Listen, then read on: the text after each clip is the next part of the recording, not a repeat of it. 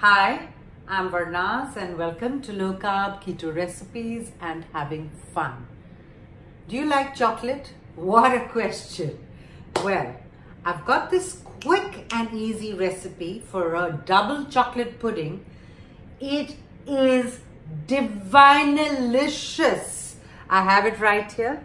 So let me show you what it looks like. Can you see that?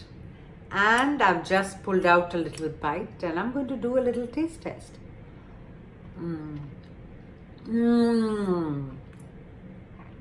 Soft, creamy, doesn't need no eggs in it and doesn't need any baking either. So we're standing in my kitchen. So let's get cooking.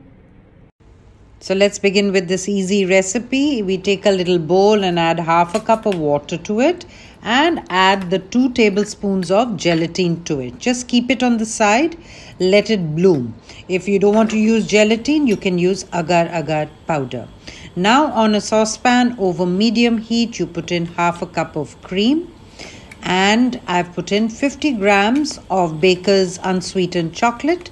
If you're using sweetened dark chocolate, then use a little less sweetener. And now I'm putting in half a cup of sweetener.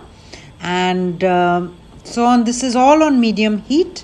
And start giving it a stir such that the chocolate melts. Don't let it scorch or boil because then your chocolate will seize. And to that now I've added a little bit of milk.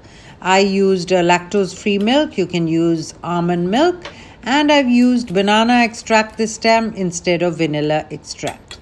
Now to that I'm adding 1/4 of a cup of unsweetened cocoa powder. Give this all a lovely mix over the medium heat. Don't forget that. Don't ever let it go on to high heat.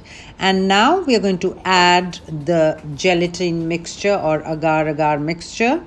And in that goes. And now what I'm doing is I'm sprinkling a bit of cocoa powder on top.